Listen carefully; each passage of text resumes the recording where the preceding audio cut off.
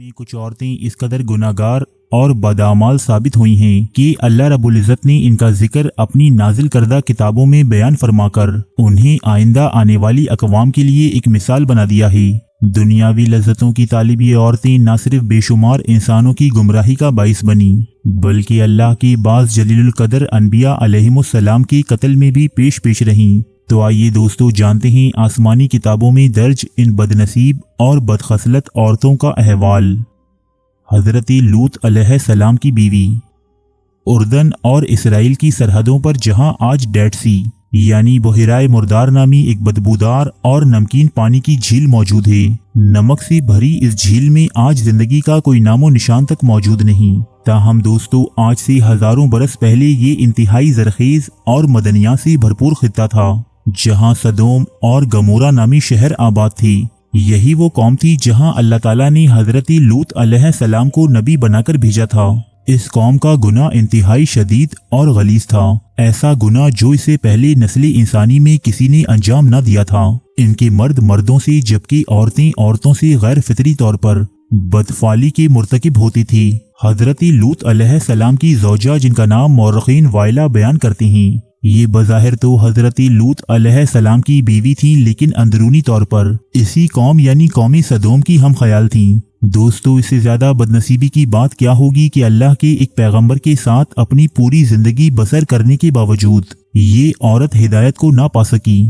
جب حضرت لوط علیہ السلام کی قوم نے آپ کی باتوں کو انسنا کر دیا تب اللہ تعالیٰ نے اپنے چند فرشتے انتہائی خوبصورت نوجوانوں کی صورت میں اس بستی میں بھیجے جو حضرت لوط علیہ السلام کے گھر میں قیام پذیر ہوئی۔ حضرت لوط علیہ السلام کی بیوی جو در پردہ اپنی قوم سے ملی ہوئی تھی، اس نے یہ خبر جا کر اپنی قوم میں سنا دی اور قوم سدوم نے لوط علیہ السلام کے گھر کو چاروں اطراف سے گھیر لیا۔ تب اللہ کے بھیجے ہوئے ان فرشتوں نے حضرت لوط علیہ السلام کو قوم سدوم پر عذاب نازل کیے جانے کی خبر دی اور آپ کو اپنے اہل خانہ کے ساتھ یہاں سے نکل جانے کو کہا۔ حضرت لوط علیہ السلام ابھی راستے میں ہی تھے کہ اس قوم پر کیمیائی پتھروں کی بارش شروع ہو گئی۔ آپ کی زوجہ جو مڑ مڑ کر اپنی قوم کو دیکھتی اور ان کی حالت پر بین کرتی تھی، وہ بھی اپنی قوم کے ساتھ ہی عذاب کا شکار بنی۔ سدوم کے پہاڑوں میں آج بھی وائلہ کی باقیات محفوظ ہیں جسے لوطس وائف پلر کہا جاتا ہے۔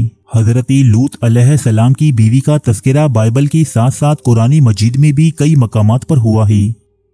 حضرت نوح علیہ السلام کی بیوی۔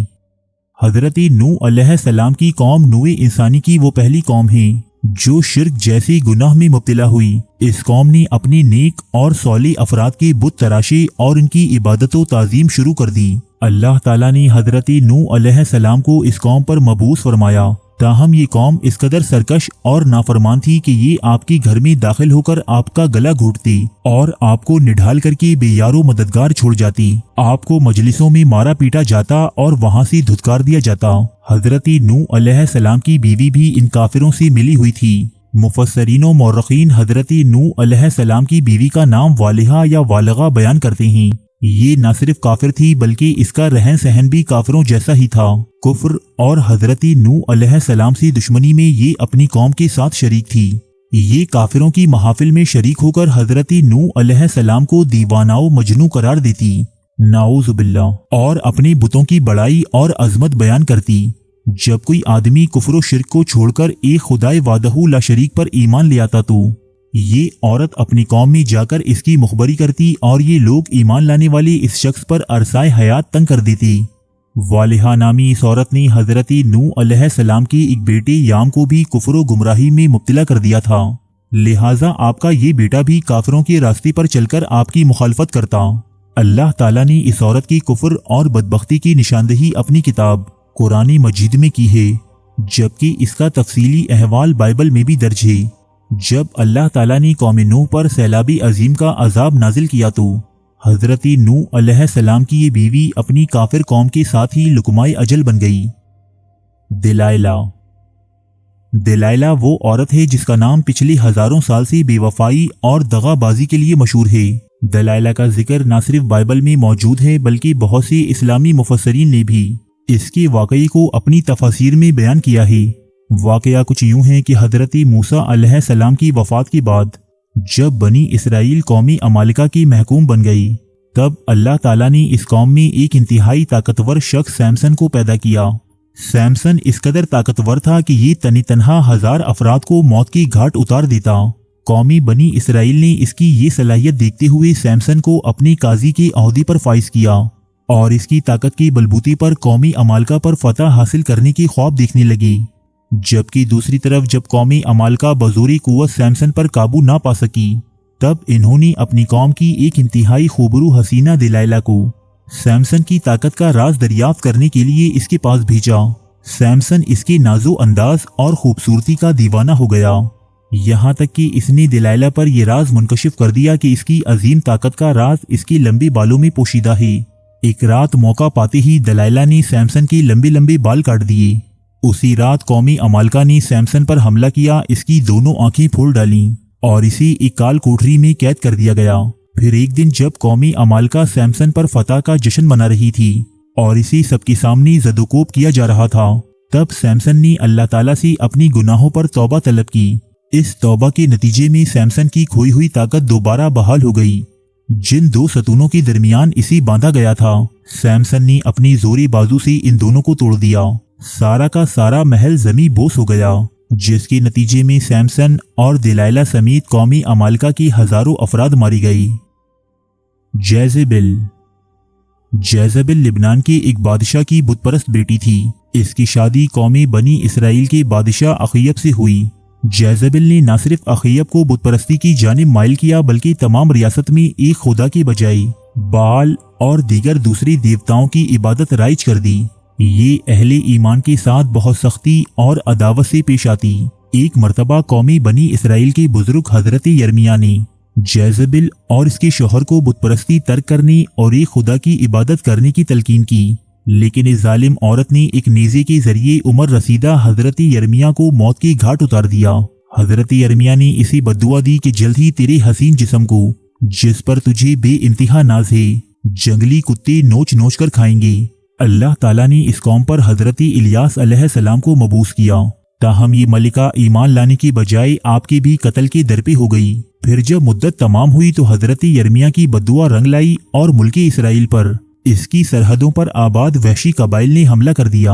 ان قبائل نے ملکہ جیزبل کو زخمی حالت میں سڑک پر پھینک دیا، یہاں تک کہ بہت سی جنگلی کتے جمع ہوئے اور اس کی لاش کو تار تار کر دیا۔ عطالیہ حضرت الیاس علیہ السلام کے دور سے تعلق رکھنے والی ملکہ جیزبل کی ایک بیٹی تھی جس کا نام تھا عطالیہ۔ یہ بھی اپنی ماں کی مانند انتہائی حسین لیکن کافر و مغرور تھی۔ عطالیہ کی شادی پڑوسی ملک یہودا کے بادشاہ یہورام سے ہوئی تھی، لہٰذا یہاں بھی ایک خدا کی عبادت کی بجائے جگہ جگہ بال دیوتا کی مندر تعمیر ہونے لگی۔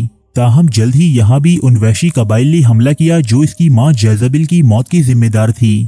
بادشاہ یہورام ان سے چھپ کر ایک غار میں پناہ گزین ہوا اور یہیں انتہائی دردناک موت کا شکار بنا، جبکہ یہ وحشی قبائل ملکہ عطالیہ اور اس کی بیٹی اخزیہ کو اپنے ساتھ لے گئی۔ انتہائی ہراسانی اور تذلیل کے بعد ان وحشی قبائل نے عطالیہ اور اس کی بیٹی کو رہا کر دیا۔ رہائی کے بعد عطالیہ نے بال کی عبادت سے توبہ کر لی اور شریعتی موسیقی پر گامزن ہو گئی، لیکن اس تبدیلی کو ابھی 1 سال بھی نہ گزرا تھا کہ عطالیہ دوبارہ شرک کی جانب لوٹ آئی۔ ہوا یوں کہ اس کی بیٹی اخزیہ کے قتل کے بعد ملکہ عطالیہ کو ہی سلطنت یہودا کا حکمران تسلیم کر لیا گیا، سو اس نے طاقت و اقتدار کے نشے میں اندھی ہو کر نہ صرف اپنے پوتوں کا قتل کروایا بلکہ اپنی رعایا پر شدید ظلم و ستم ڈھانے لگی۔ تاہم اس کا ایک پوتا جو کسی نہ کسی صورت اپنی جان بچانے میں کامیاب ہو گیا تھا، یہودا کے لوگوں نے اسے اپنا بادشاہ بنا دیا اور یہ ملکہ یعنی عطالیہ اپنے محل کے باہر ایک مجمع کے ہاتھوں انتہائی تشدد اور بربریت کا شکار ہو کر مری۔ دوستو، عطالیہ کا ذکر بھی بائبل میں انتہائی تفصیل کے ساتھ درج ہے۔ ہیروڈیاس کو اگر تاریخ انسانی کی سب سے گنہگار عورت کہا جائے تو غلط نہ ہوگا، کیونکہ یہ عورت اللہ کے ایک نبی حضرت یحییٰ علیہ السلام کے قتل کی ذمہ دار ہے۔ دوستو، یہ حضرت عیسیٰ علیہ السلام کی پیدائش سے چند برس پہلے کا واقعہ ہے کہ ہیروڈیاس نامی ایک غریب لیکن انتہائی حسین و جمیل لڑکی فلسطین کے حکمران خاندان کی بہو بن بیٹھی۔ ابتدا میں اس کی شادی شہنشاہ ہیروڈ کے دوسرے بیٹے فلپ سے ہوئی تھی اور اسی سے ہیروڈیاس کے ہاں ایک لڑکی پیدا ہوئی۔ تاہم جب تقسیم وراثت کے وقت ہیروڈیاس نے دیکھا کہ زیادہ بڑی اور طاقتور مملکت फिलिप के भाई एंटिपास के हिस्से में आई है तो इसने भी अपने शौहर फिलिप को छोड़कर एंटिपास से बिया रचा लिया। उन दिनों अल्लाह के एक नबी हजरत याह्या अलैहिस्सलाम, जिन्हें अहले किताब यूहन्ना के नाम से पुकारते हैं, अवामुन्नास की रुश्दो हिदायत का फरीजा अंजाम देती थी।